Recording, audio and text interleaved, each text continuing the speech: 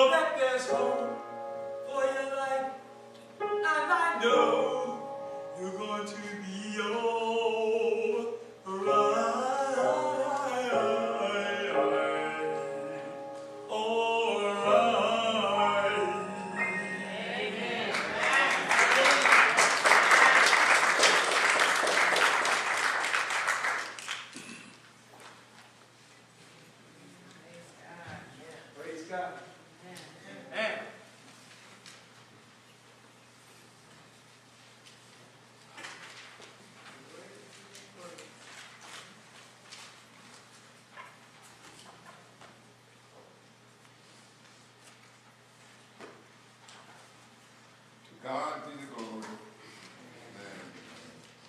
The text for today, second lesson, lesson will be the text the pastor will preach to us today. It's transcribed from 1 John chapter 3, verses 1 through 7. It reads, "See what kind of love the Father has given to us, that we should be called children of God, and so we are. The reason the world does not know us is that it did not know him.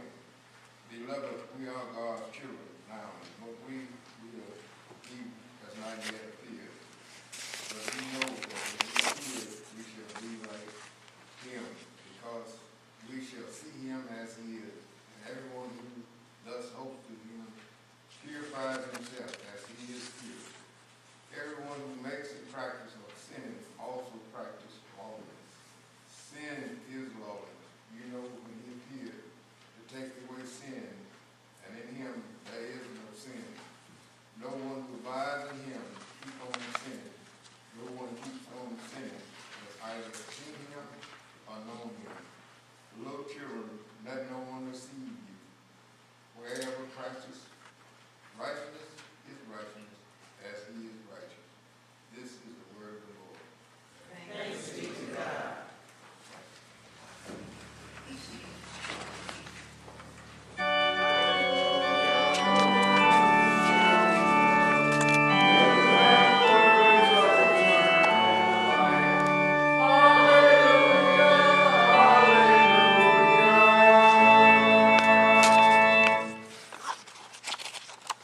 The Holy Gospel according to St. Luke, the 24th chapter.